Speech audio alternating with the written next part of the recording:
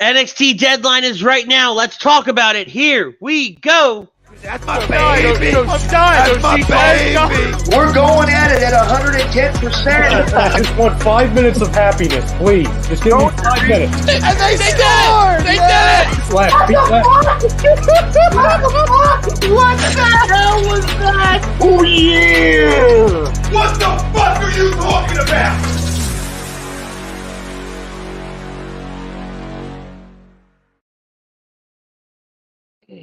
Oh, can this night get any worse? I played the wrong damn video. Well, they have to. Like, I quit. I just, fuck this. I quit. No, you don't. Oh, this is how my night is starting. Oh, God. Shut your mouth, you know quit. I want to redo the whole damn thing. Good evening, ladies and gentlemen, and welcome to another edition of In This Very Ring right here on A2D Radio. I'm your host, Ritz, live from the set of NXT Travel's Extravagant Adventures. I'm joined each and every week by the one and only, the mayor of Toasty Town himself. I'm joined by Butters. What's going on, buddy? Nothing much. How's it going? It's going. Great. Let's rock and Excellent. roll. So, I mentioned NXT Travel, and NXT Travel is our sponsor tonight. They're specializing in creating vacation of your dreams at Disney, Universal, or wherever your heart calls you. Let their talented team of travel experts, including yours truly, create a custom vacation for you without any of the stress. Allons-y on over to allons-travel.com/take the trip and let that magical, stressful vacation begin today. So it is NXT Deadline. We do have the men's Iron Survivor match going on right now. Axum and who is that? JD McDonald, right? Yeah, Axiom and JD McDonough. Axiom and JD McDonald starting things off here. They're about 5 minutes in. Earlier in the evening, we saw Roxanne Perez win the women's Iron Survivor match. We're going to get to that in just a moment as we call some of this action. We also have new tag team champions in the New Day.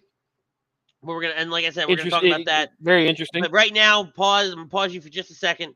Next competitor is coming out, and it is, it's God bless. I'm blanking on names tonight.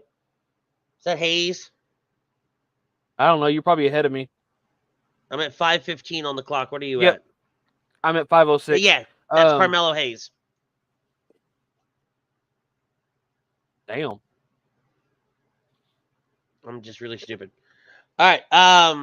No, sir. Our poll question brought to you by our friends at Specialized Physical Therapy, LLC. Check them out on the web at specializedphysicaltherapy.com. The Iron Survivor match was a fresh take on multi-person matches. Agree or disagree? I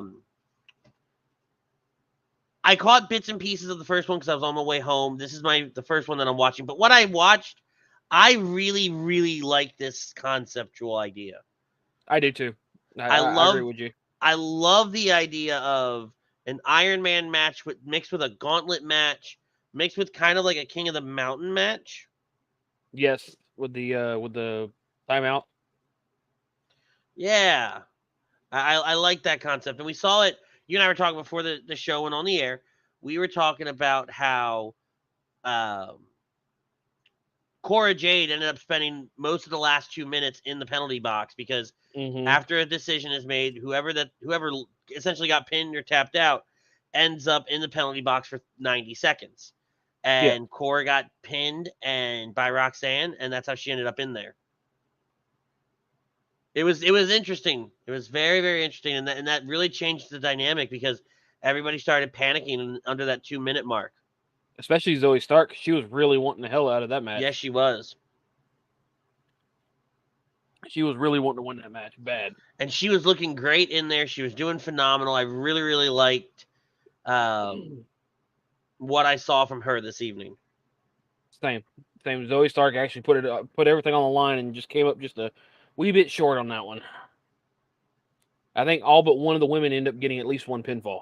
Yeah, the only one was the newcomer. I can't remember her name. Yeah, I'm gonna pull up the list of.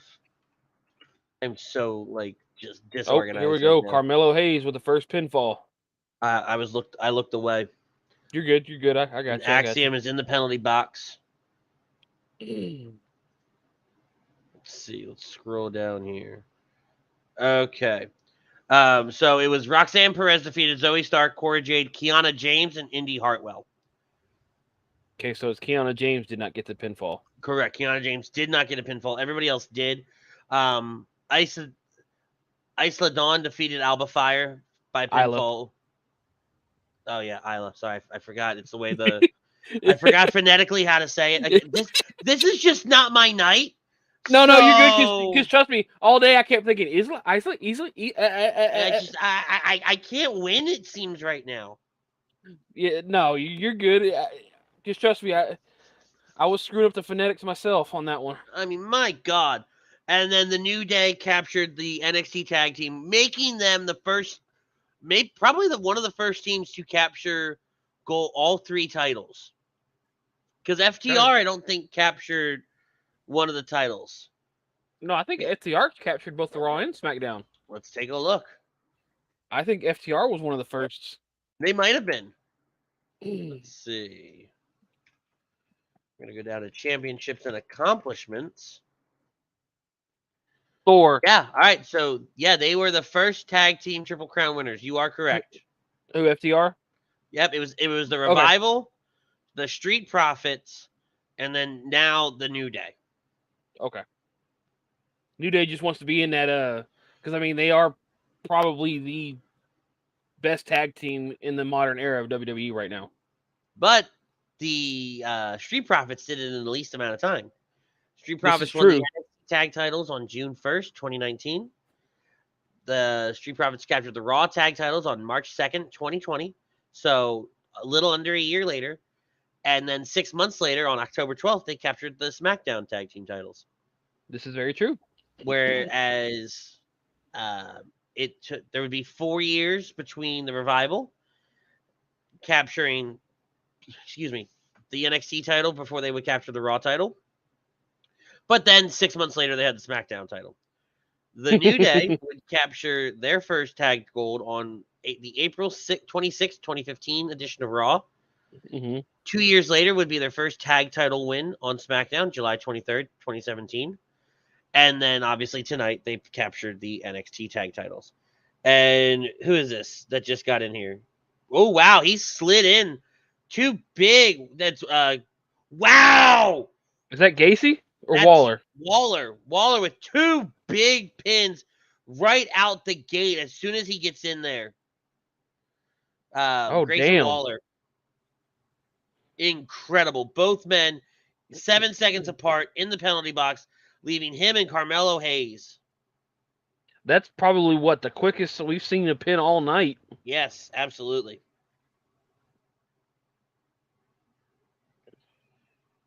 Not bad at all. No, not at all.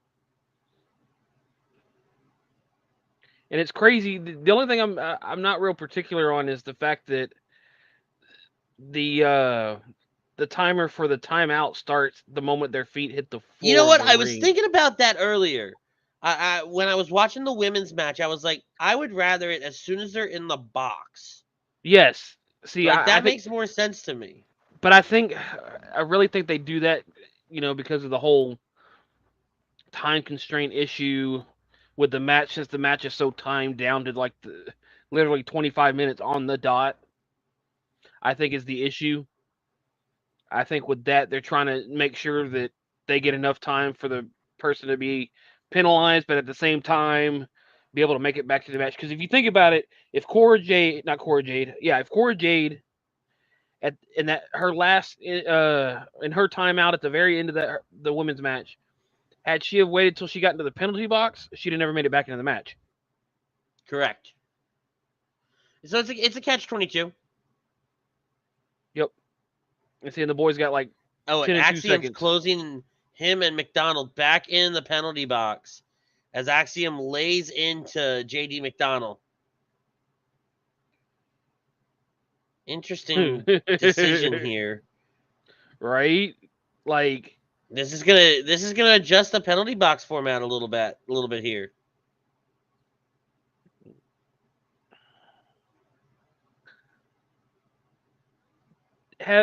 Have we seen any referees doing any kind of countouts in this match? No, because I think it's. I know they can be disqualified. That much I know. I was just wondering if maybe there was. Well, I think because of the penalty box being there, I don't think you can have countouts. Okay, that makes a lot of sense. It's just interesting. So Pete Evans chiming in, yo fam, I agree to the poll. He likes the concept, absolutely. Frank says, I have a question. Where'd you get those ears? That's a nod to Earstravagant Adventures, which I do every other Wednesday night on Facebook and YouTube for Alan Z Travel, our sponsor.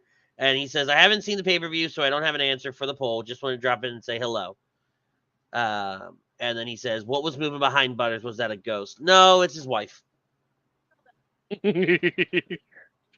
As we see Carmelo Hayes getting dumped outside of the ring by Grayson Waller. We're still waiting for, I believe we're still waiting for, Joe Gacy to enter the ring. Yes, I do Waller believe we are waiting. Drops Hayes onto the announce table. This entire event this evening has really been designed around. Around the Iron Survivor, the 2 Iron Survivor matches, and the NXT Championship. Yep, that's really what this has been around. The Dawn Fire match, nobody really cares about. That's not leading towards anything because we know it had an Axiom interesting scored a ending pin. spot. It had an interesting what? Ending spot in that Isla Dawn Alba Fyre match with the referee. How so? You did not catch the referee? No, I was trying to get things set up over here. Oh, okay, sorry. So right there near the end is Alba Fyre trying to go for the pin. Referee's holding his stomach, falling down to his knees. Black goop coming from his mouth.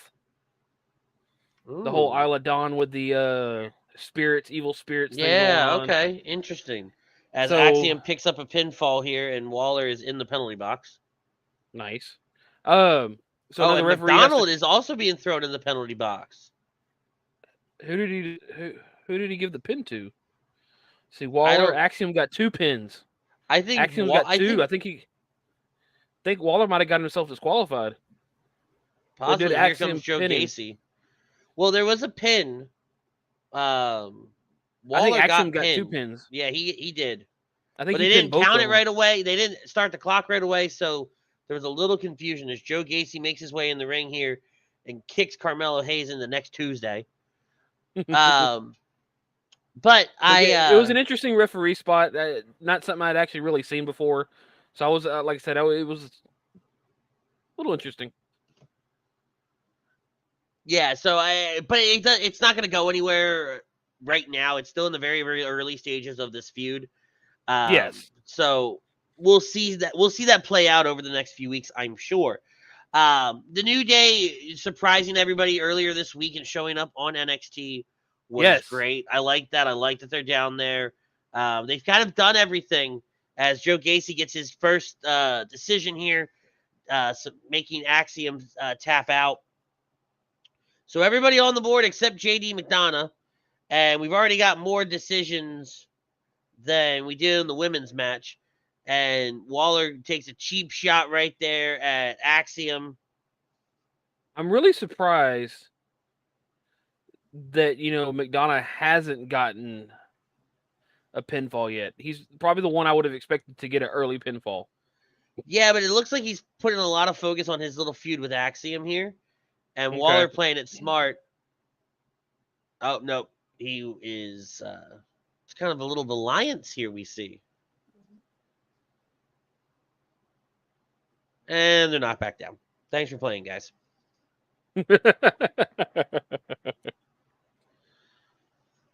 Joe Gacy in the ring with Carmelo Hayes now. But they've gone through everybody. Talk about the New Day again. They've gone through everybody. Now it's time to go down to NXT and start seeing what those guys down there are all about. As Joe Gacy picks up another fall. So Joe Gacy, Axiom, and Grayson Waller all with 2. We have just under 8-ish minutes left. Carmelo Hayes with 1. JD McDonough not on the board yet. As we see McDonough and Waller going after Joe Gacy here inside the ring. Axiom's got 9 seconds left. Carmelo Hayes has 1:16 left. as Axiom's getting ready to come out of the penalty box. Probably going to go right after J.D. McDonough and Carmelo Hayes. Joe Gacy over the top, taking out both men on the outside. I mean, I could see Gacy winning this. I mean, I could too. he's not doing bad in McDonough this has match. locked Axiom back inside, but Axiom going up top. Axiom on top of the penalty box right now, climbing out. I'm about to say the men are really using this penalty box to their advantage. Absolutely, and I like this. We see Axiom perched up on top of the corner here. Big backflip, taking out 3 of the men. Carmelo Hayes still in the penalty box. 30 seconds left. It's good to note that that door is open. Carmelo has the opportunity to come out, but what will this look like? Will he be penalized further? As your dogs attack your wife in the background. Hold on one second. So Joe Gacy taking down Joe Gacy back to his feet here, going after J.D. McDonough, Axiom, and Waller. The clock is off. Carmelo Hayes comes and kicks the teeth out of Joe Gacy as we reach the 19-minute mark in this 25-minute match. And it is important to note that this match goes to exactly 25 minutes. There must be a winner. There must be a clear, decisive winner, because this person will go on to face the winner of the Bronn Breaker Apollo Crews match later on in the evening. As Carmelo Hayes locks in a crippler crossface, keeps it there. He's got it locked on. Waller reaching for and Waller taps. Waller going back to the penalty box now. And it is tied at 2 with the exception of J.D. McDonough. Damn, McDonough is just, that man has got to come back from something. Joe Gacy helping Mr. Waller into the penalty box there as we reach 19 minutes and 45 seconds in this 25-minute match. This has been a crazy match.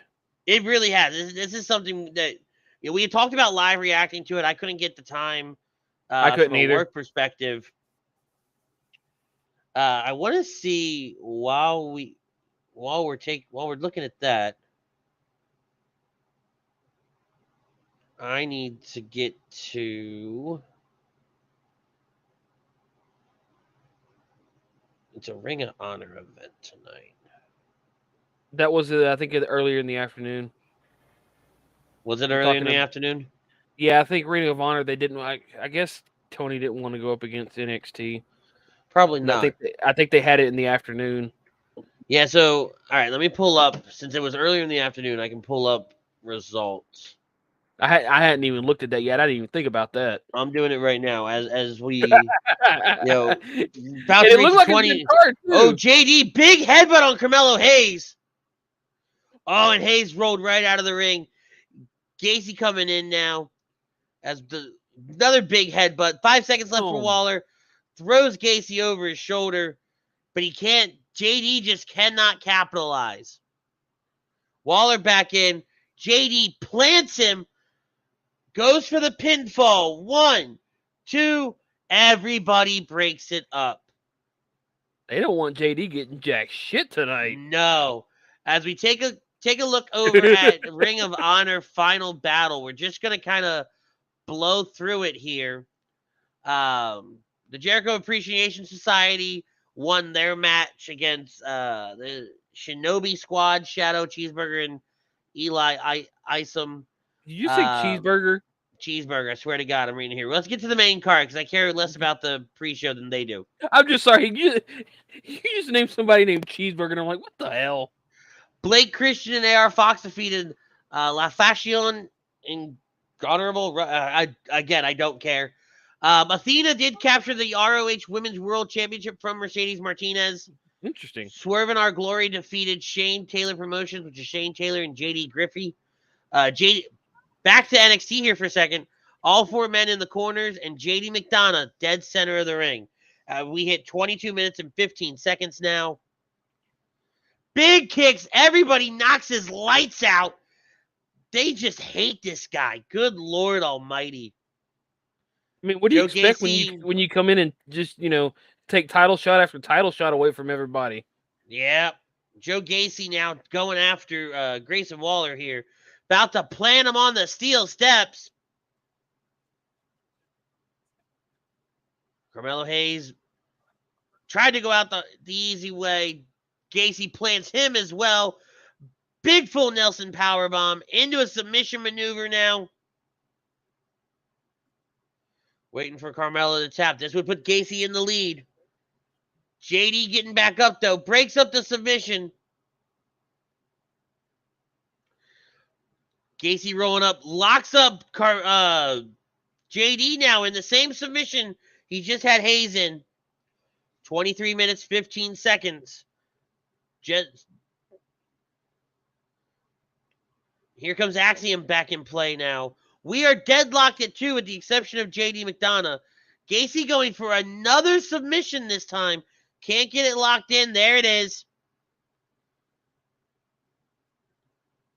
I wonder what they got planned for in the event of a tie. Hopefully we don't find out. I mean, don't get me wrong. Axiom teasing, pulling in on the helmet. Big super kicks from Hayes and JD. Hold on, I'm going to plug this in. Big headbutt from JD there. JD throwing Carmelo Hayes into the turnbuckle.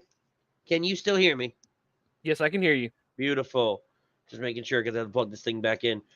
Under a minute left now. JD still doesn't have a decision. Axiom on the top rope. Weird DDT. Hayes going up high. Hayes with the leg drop on the Axiom. Can he get it to pin?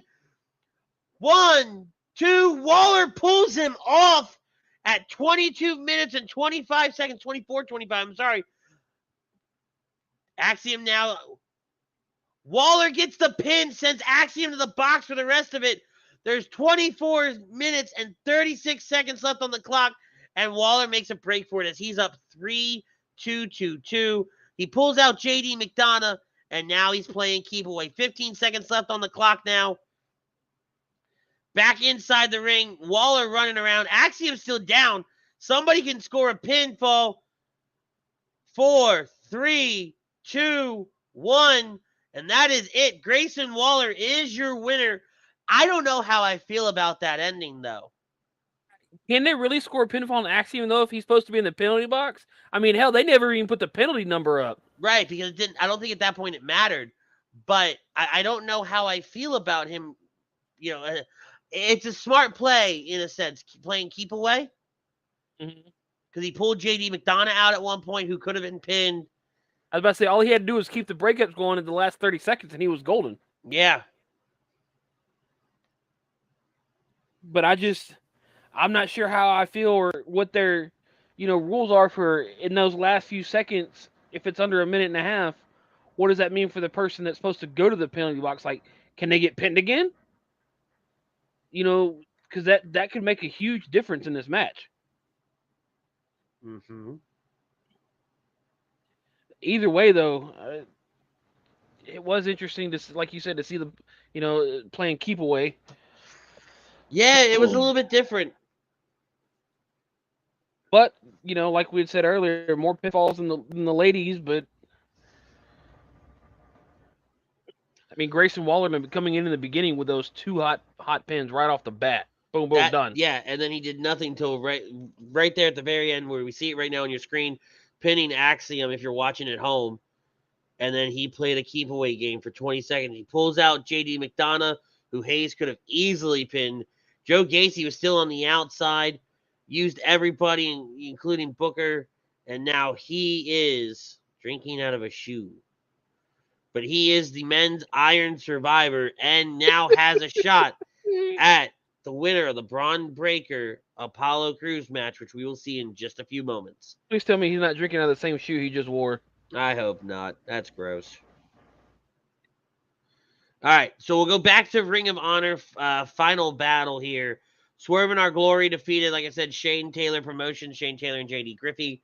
The Embassy, Brian Cage and Gates of Agony, I'm not trying to pronounce that, defeated Dalton Castle and the boys to become the new ROH World 6-man Tag Team Champions. Hey, they're doing something with Brian Cage for once. Wheeler Yuta defeated Daniel Garcia by referee stoppage. Very interesting to note.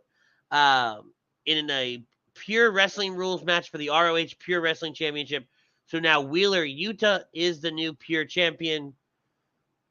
The Briscoes defeated FTR for the World Tag Team titles by referee stoppage in the double dog collar match. Wow.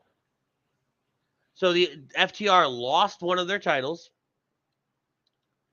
Samoa Joe defeated Juice Robinson to retain the World Television Championship. And Claudio Castagnoli defeated Chris Jericho to regain the ROH World Championship. Good. But, oof. Pete Evans wants to know, does Apollo win tonight? I think he does. I think it's time to change the guard. I think so, too. I think it's time to change the guard and make a call-up. Don said the dogs are more entertaining than the World Cup. I'll take that as a win, sir. Yeah, Pete Evans says 2 matches with referee stoppage. Now I want to go back. I didn't realize it was happening earlier today, or I would have been looking for a way to watch it, keep my eye on it all day long. I think it was on the same channel you ordered AEW off of. Probably. I probably would have ordered it, and I would have watched it in my office. I think it was cheaper because it's Ring of Honor right now. Yeah. It's not like... I'm just saying, man. I'm just saying. Don't you hurt my feelings, man. But my point being, though, interesting that two stopped with referee stoppage. I saw on Dax's Twitter a picture, and they were all bloodied up. So, very interesting to see here. It is, and I get it. The Acclaim's hot right now, but man, you had a perfect opportunity to have FDR hold all that gold, even if it was for a few nights. Perfect opportunity, and you say, nah. You could have had the Acclaim reclaim the gold. They could have got the gold back and become 2-time champions.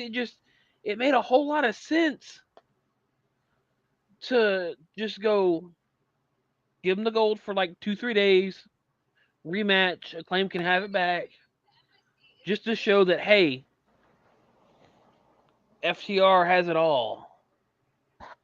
They are the greatest tag team of all time. I don't know. I don't know what goes through Tony's head other than the Coke.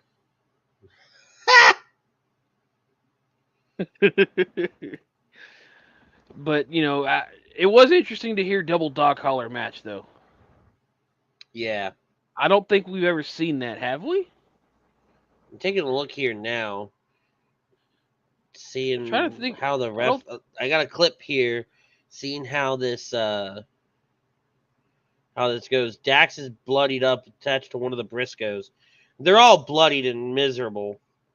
Oh, yeah. I mean, it's a dog collar match involving the Briscoes. If somebody ain't bloodied up, this match ain't going right. Referee's checking right now. Looks like there was a pin attempt. He breaks up the pin. And it's interesting to know you're using AEW referees. Well, yeah. I mean, it's. I hate to say it, but it's cheaper to use AEW referees than it is to hire all new referees for Ring of Honor. Mm-hmm.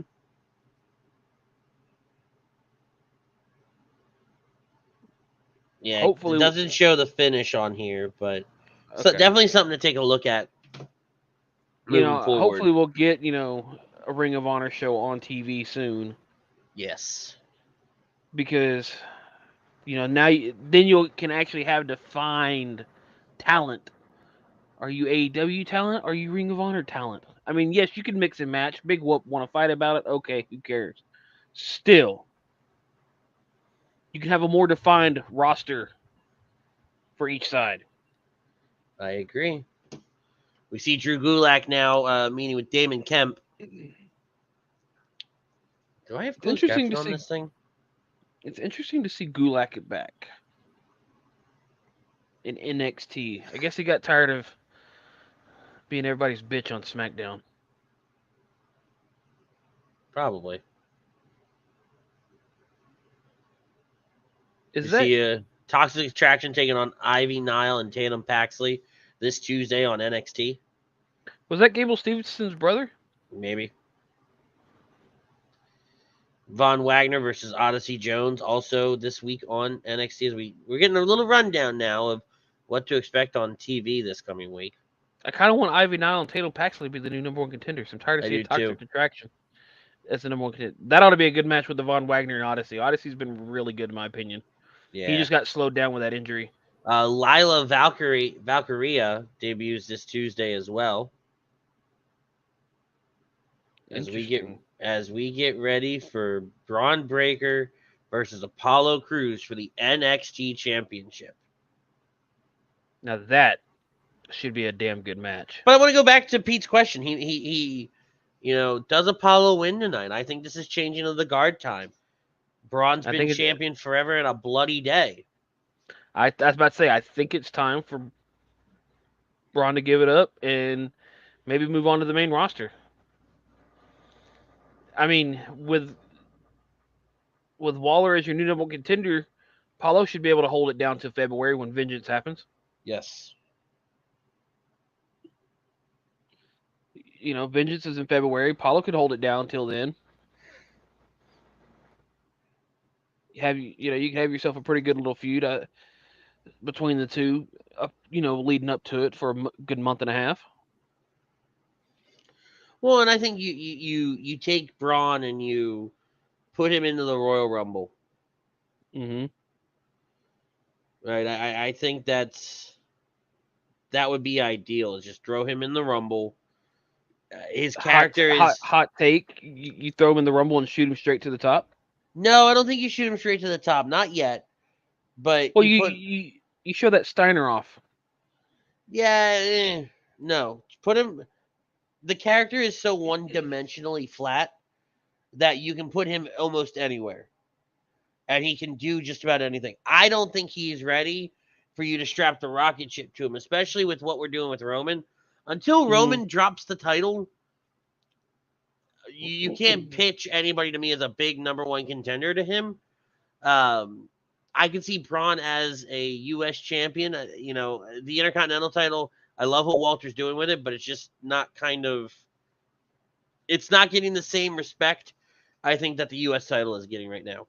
I was about to say, I think they were trying to put it on Walter to get that respect, but I just, like you said, I don't think they're doing enough with it. I think they are.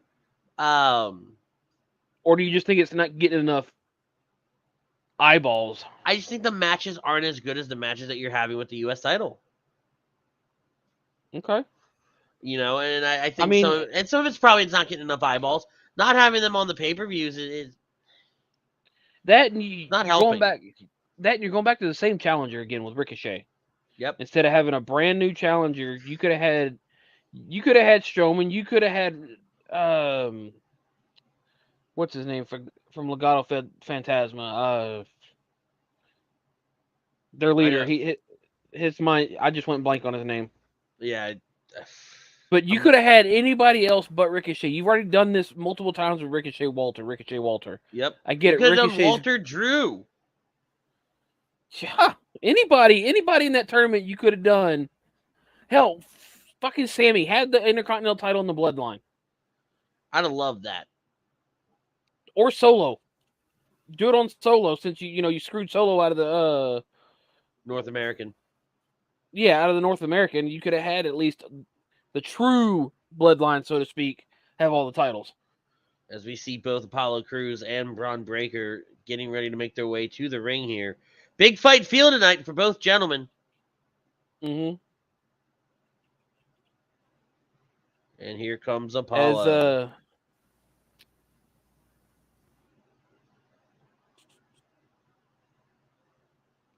As Big E would say, 2 big meaty men slapping meat. Yeah, I'm going to ask that you never say that again.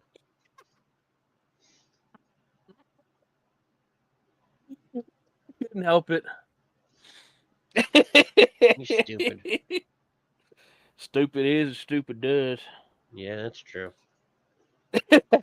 And that's a good point. I got the closed caption on here so I can hear what they're saying.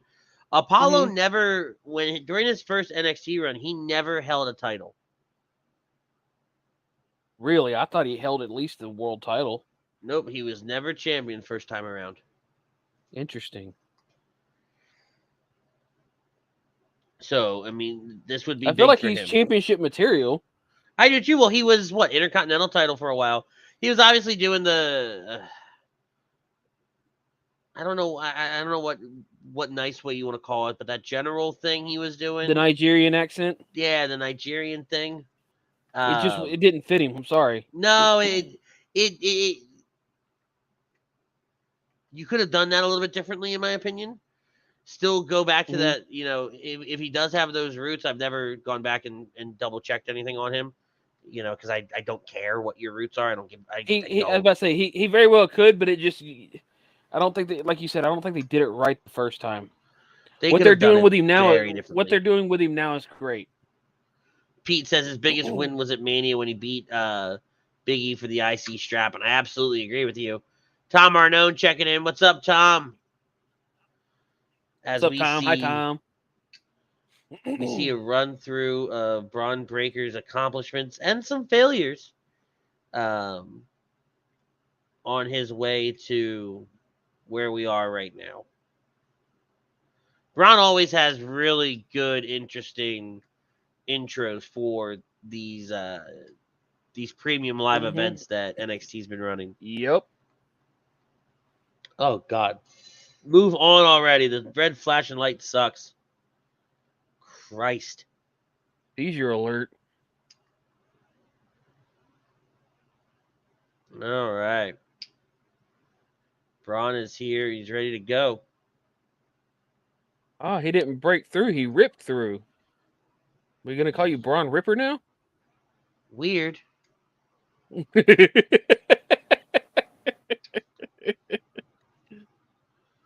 Pete says the only reason I think we may think Bronn may win is because we haven't seen Waller versus Bronn before. You're right, but if that's the reason why they don't do this, then I am not a big fan, clearly, of somebody running through every single person on the roster as champion. Roman Reigns. I know what I'm saying. I'm clearly not a big fan of it. It clearly annoys the fuck out of me. Yeah, because then you leave it with nobody that can beat this person. Oh. Yeah, like who's gonna finally beat him? You suspend doubt after he beats 3 people. Shut the hell up. Like, he beats 3 people and everybody goes, who's gonna be able to beat Roman? He's beaten 27 guys. Some of them multiple times.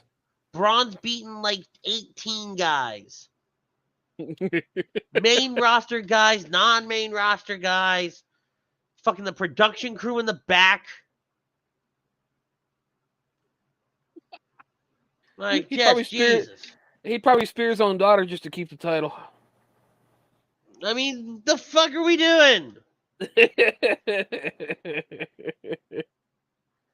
Like, shit, man. Like, I get it. You want to be like this long reigning champion. Do it with one title, not both. Sorry. Mm-hmm. I find it more believable with one of the titles, just not both, for the love of God. And the bell has rung. And don't forget, Mandy's held the title just as long, too. She's held it longer than Bronn has. Yep. Pete says it annoys me when they're...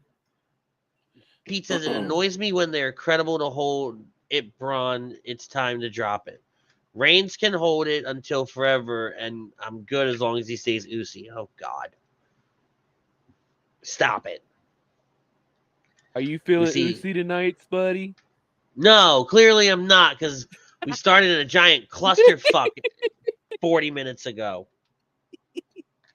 Someone's not feeling Usi tonight. Shut the fuck up. Borderline test your strength here in this collar and elbow tie-up between Apollo Crews and Bronn Breaker. Both men trying to get a little bit of an advantage, and we finally break the hold. Yeah, it was a weird test of strength there. Yeah, but for speaking of, here we go.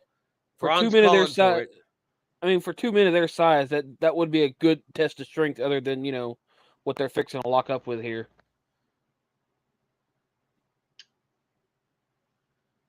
Pete says, I'm not a fan of changing straps just for the hell of it. There has to be a plan for the long-term champ to drop it. I don't disagree with you. I honestly don't.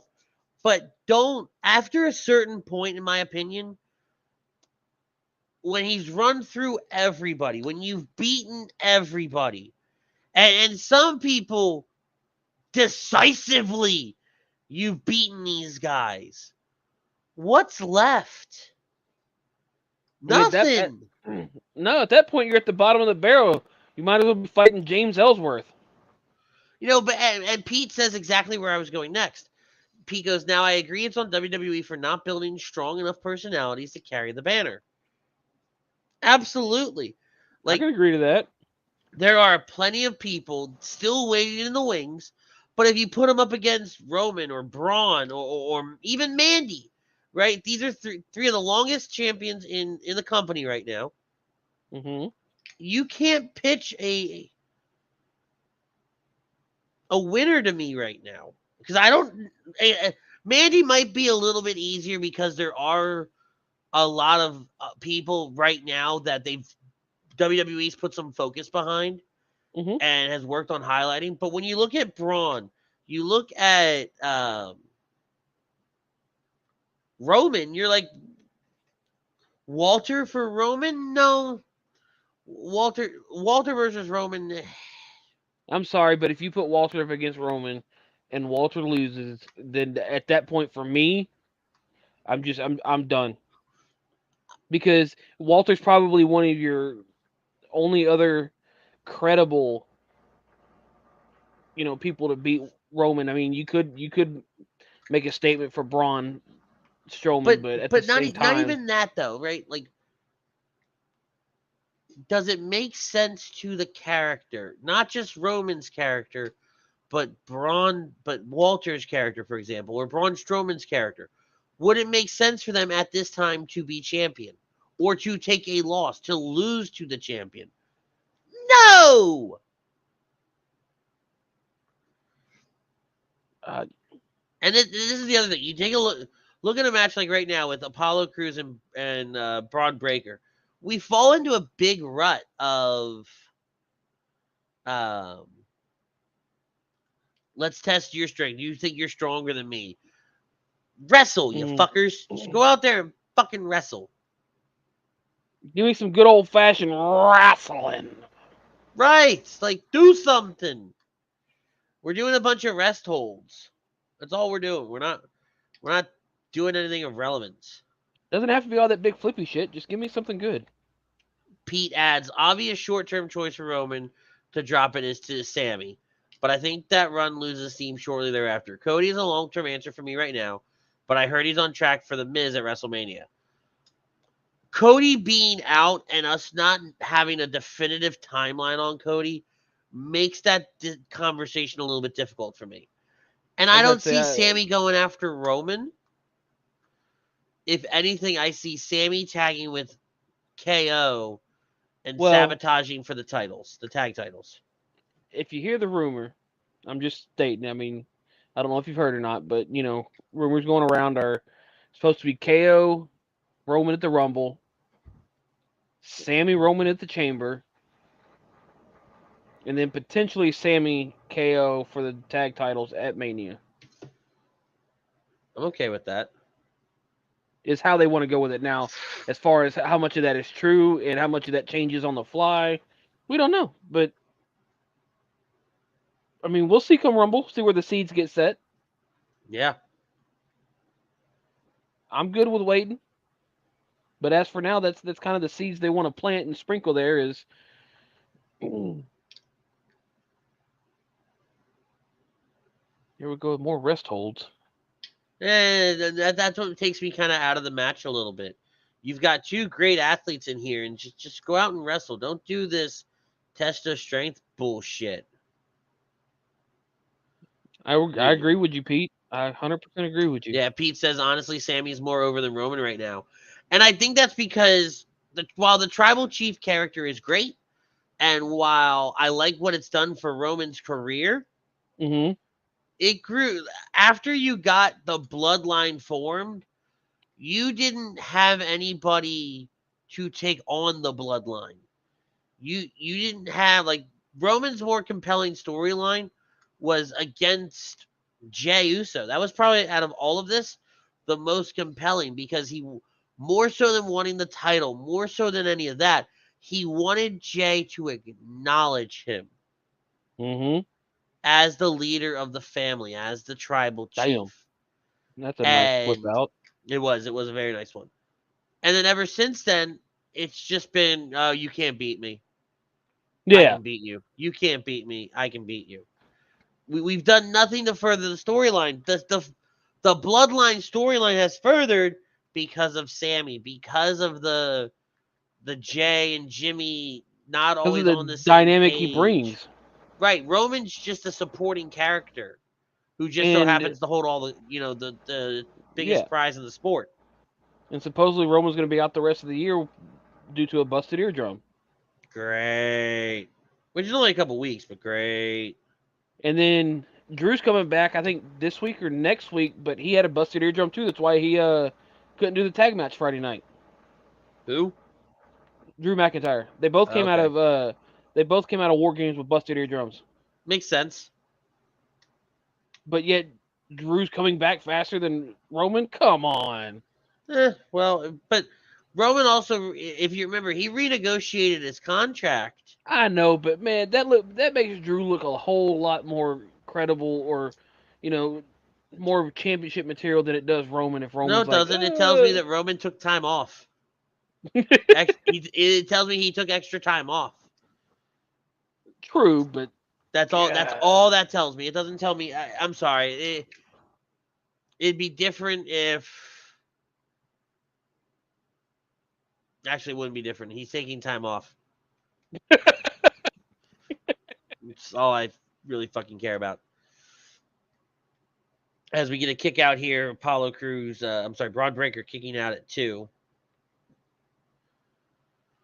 Come on, Apollo. I know you're shocked, but come on, you can do better than that, man.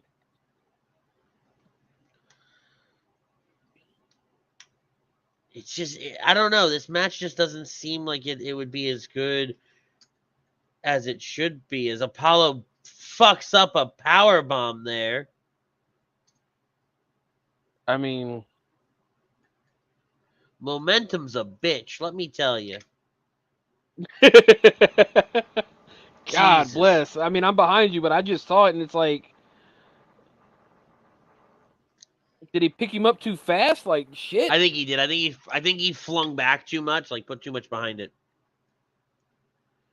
Pete says Braun's bad in the ring at spots. I don't disagree with that at all. Yeah, but was that on Braun or was that on Apollo for that powerbomb spot? Yes.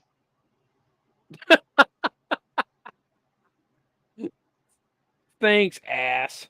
No, but I agree with both points on that, though. No. I can agree with Pete on that. I was just wondering myself in general who would have been more at fault with that spot.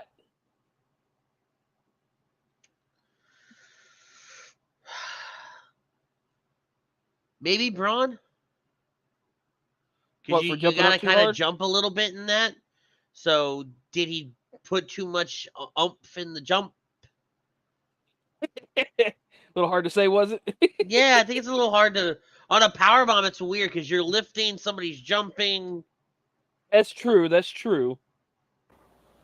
I'll give you that one. Damn.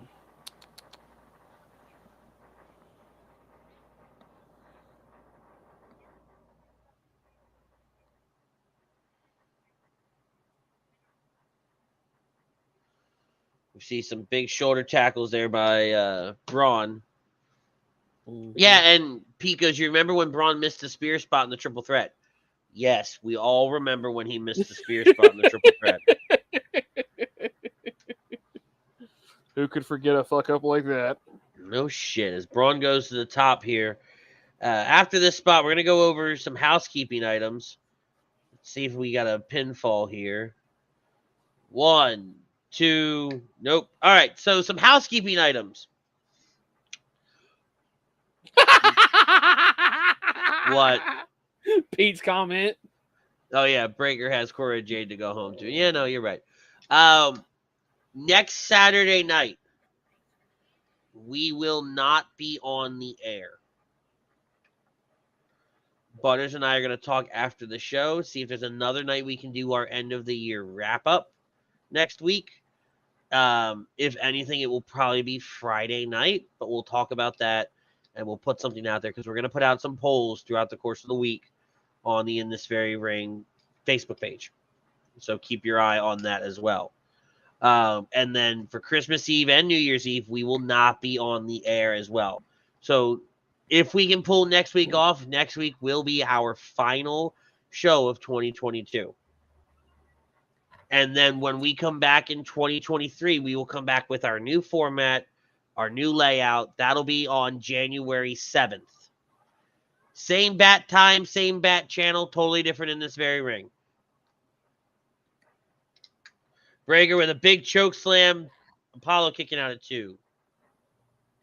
So just wanted to get those housekeeping items out of the way for now. We got Breaker in the ring here. Upset, visibly upset, visibly pissed as the first strap comes down. We're doing this over dramatically. The second strap comes down. Bronn is ready to end this one, which means it's going to go about another 10 minutes. Did you catch the milk truck last night? I did. I thought it was funny. Thought it was great. Good old classic milk truck. What? I mean, the cake might have been a little dry. I mean, who knows? Shut up. Hey, at least the cake I had earlier this week was good. I'm not touching that comment. What? I had tres leches at 7 a.m. Ew. Hey, somebody's birthday. Anytime it's somebody's birthday at work, somebody brings a giant ass tres leche cake with all the different fruits on it, bro. I'm not a big tres leches fan. I'm not either, but these are amazing. Well, you're just fat. You'll eat anything at a certain point. Yeah. Yeah, that's what I thought. Now, the crowd's loving this match. Crowd's chanting, this is awesome. I'm just not a fan of these kind of matches where it feels like the energy and the pace is really low, really slow. And you don't really get into anything till the end of the match. Yeah. It's like, okay, all right, I'm getting into it. Wait, where the fuck did the match go? How did it end already? Like you guys are getting into it. Let's get into it.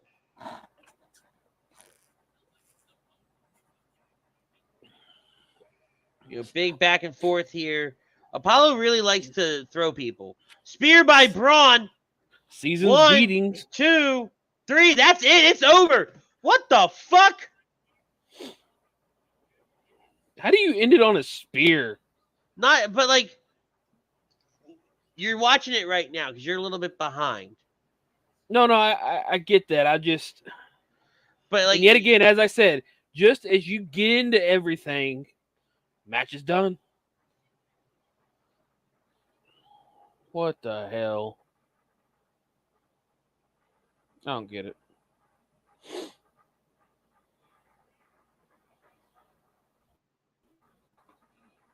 Yeah, Pete.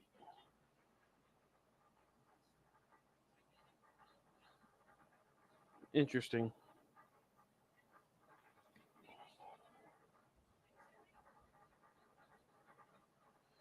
Yeah, Pete says he's dropping the Waller, which is fine. If that's how it plays, then I'm fine with that. You know what I mean? But makes sense. They would be the next champ first. Oh, I don't disagree with you. I think he's entertaining as hell. Show comes to an end here. I mean, it would make sense to make your very first Iron Survivor, his title shot win, kind of like Money in the Bank. I mean, I guess it makes sense. Oh! He just hit him with like an RKO. Hold on, I ain't seeing anything. Hold on.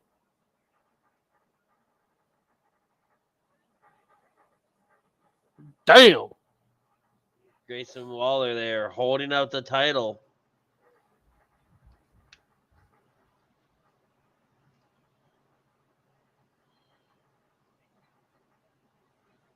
Crowd's booing him.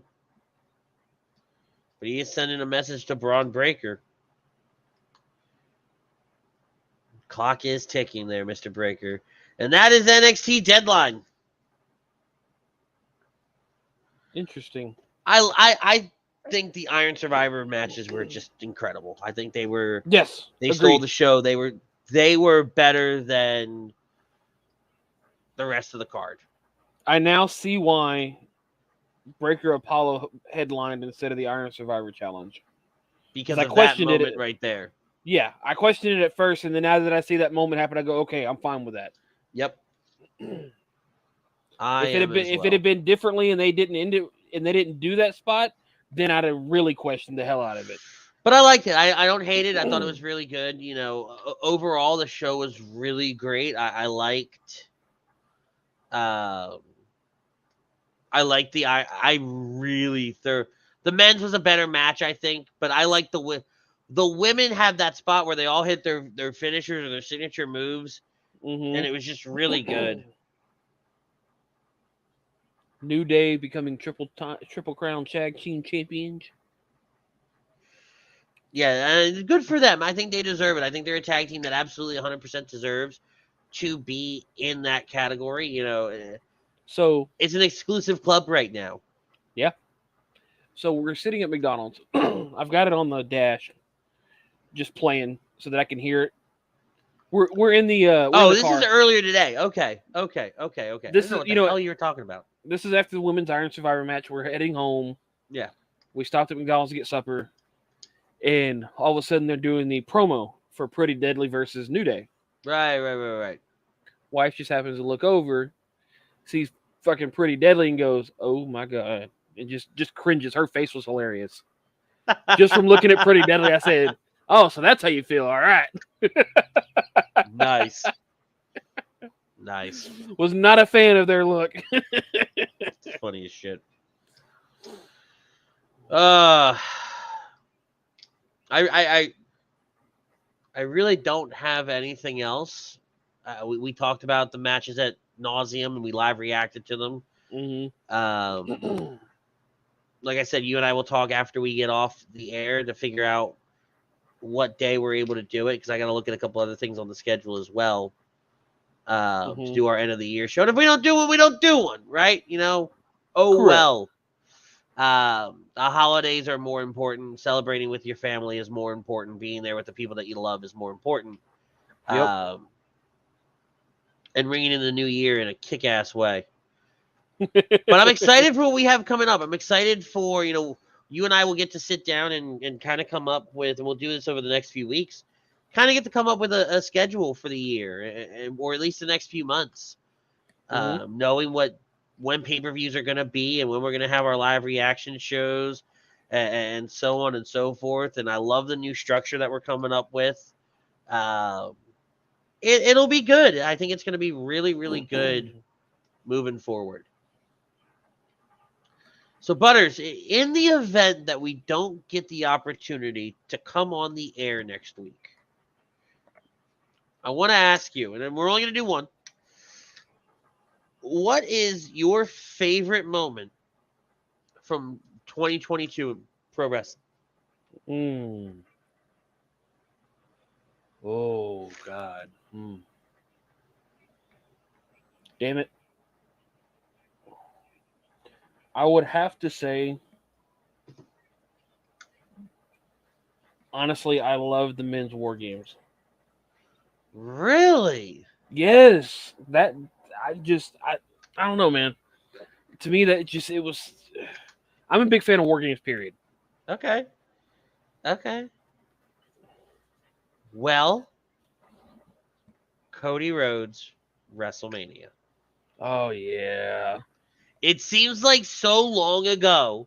I know.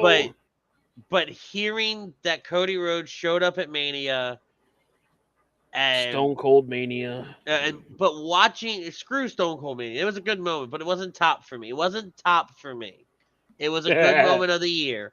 I know. But hearing the wrestling has more than one royal family, and then Kingdom playing through AT&T Stadium and all of that was just awesome. Tom goes, great live reactions. Chrome was never this good. You damn right. No, we love Chrome though. We love Chrome. But that was like, because there was the guy so instrumental in creating AEW. It was his brainchild, his baby, you know, and the Bucks and Omega jumped on, and he got out. He got outed. You know, he was out of AEW. He didn't like the direction Tony was taking it. He had no power. He had no nothing. Yep. And then he came back to WWE, and I wonder what his year would have looked like had he not gotten hurt. Right. I'm very curious, and maybe that's something we do. You know, we get a bunch of the guys on, and we do a what if. You know, spend some time talking about it. Some of these, you know, this what like would have Sammy happened, moment. what wouldn't have happened. Yeah, we may not have got the Sammy moment. Nope. But that's gonna be it for us tonight, guys. We're gonna get out of here. Like I said, quick show tonight. We wanted to. We've done so many live reactions. In the last 3 weeks, we've done something like 14 or 15 hours of pro wrestling talk. Nah, maybe not that much. Maybe about 11 or 12 with tonight's show. Mm-hmm. Talking pro wrestling. I don't know what more the hell, and that's in 3 weeks' time, right? Normally we do that over like the course of a month, maybe a month and a half. Yeah.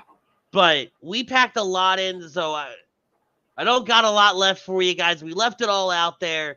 2022 was definitely our year. I really hope we get to make next week work. But for Allen's Travel, we want to thank them for sponsoring the show. They specialize in creating vacation of your dreams at Disney, Universal, or wherever your heart calls you. Let their talented team of travel experts, including yours truly, create a custom vacation for you without any of the stress.